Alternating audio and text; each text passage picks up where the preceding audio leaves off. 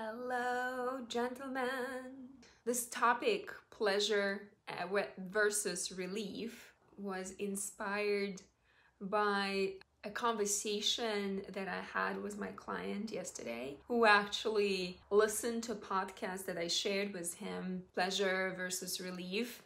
That is actually my friend's podcast, who is also a member of this group, Dominic Cortuccio, and he found that podcast super valuable for him. And so I just wanted to come on and share what pleasure versus relief, what that is, and my take on what that could mean for men. What are the benefits on focusing on pleasure when you make love or masturbate, and what are the bad flaws, so to speak, of releasing all the time your sexual energy. So when I say focusing on pleasure and staying in pleasure, for men, it usually means sexually that when a man comes, he's experiencing a short 5-second orgasm and ejaculation.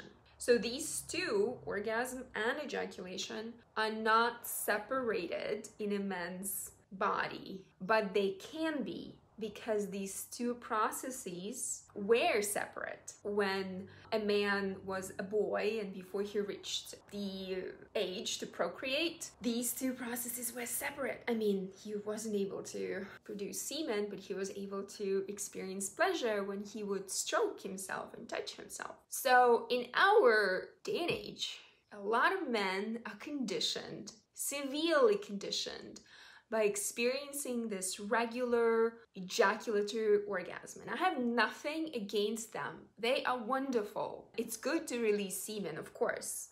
But it reached the point for a lot of men when men are masturbating and releasing every single day. Some men I hear from my clients several times a day. And that's something that men always looking for when they have sex with women. And so my client shared that he's 61 years old and he's been masturbating every single day and still horny. Always thinks about sex, always wants sex. And when he's with his partner, he has this taking energy instead of giving and offering. Not all men are like that, but here we're gonna speak about this particular incident. So my invitation for you is to stop focusing on that 5-second, orgasmic sensation with ejaculation. You still can, and it's a process, to experience pleasure, but without semen being released. So you still can experience this waves of pleasure or this sensation of goodness, this orgasm, but without semen. If you learn how to separate these two, and it requires your attention, it requires discipline, it requires the conscious understanding that it's actually better to be doing it differently than you've been doing for a very, very long time. So it's better because you can experience the subtleties of pleasure in your body. You can be very, very present with your partner during sex. You have more energy in your body. You have more energy to create when you don't ejaculate all the time. You don't feel horny as much. You're not distracted as much. You're not aging.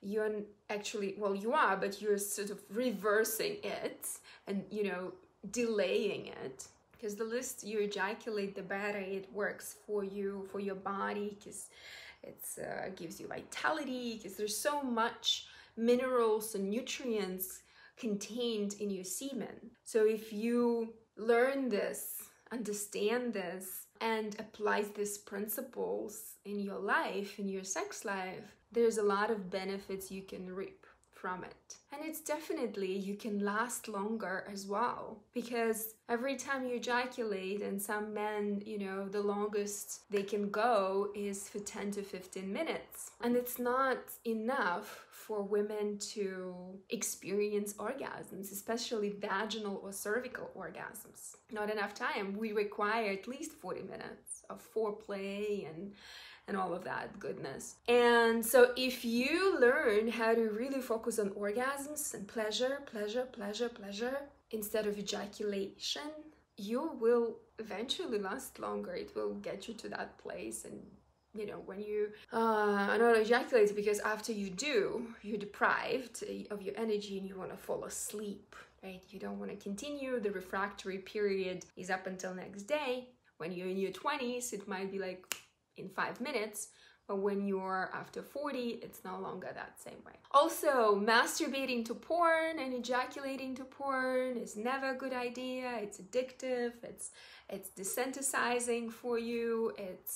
There's so many toxic,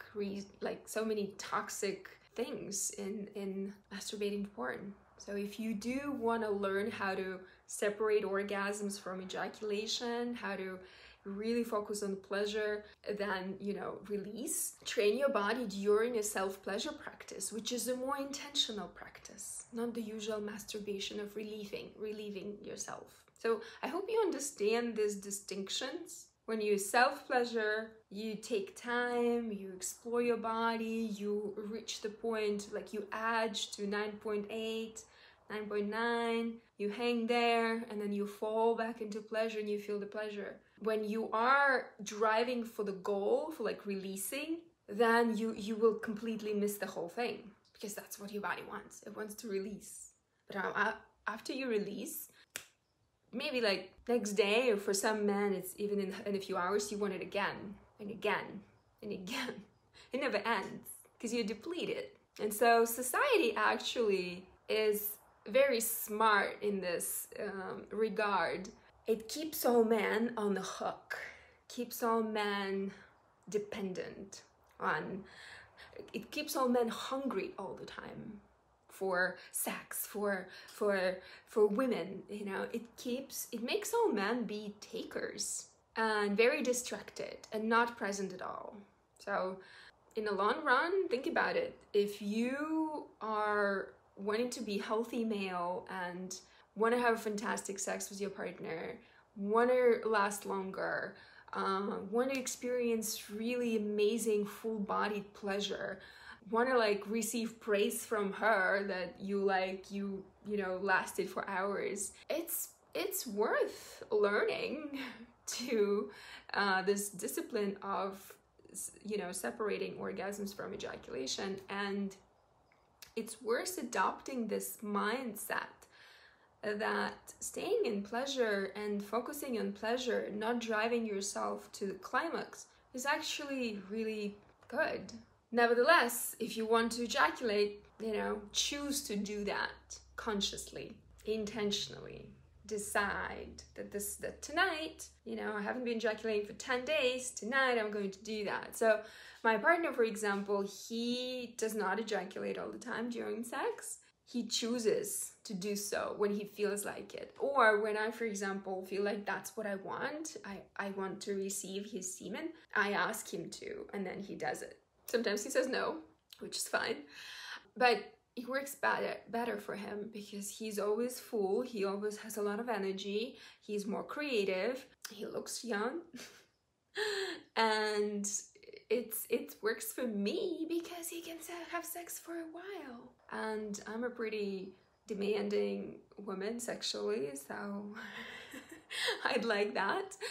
So if you love this video and have any questions or comments, or maybe you're already having this experience of, you know, knowing how to separate orgasm from ejaculation, share in the comments below.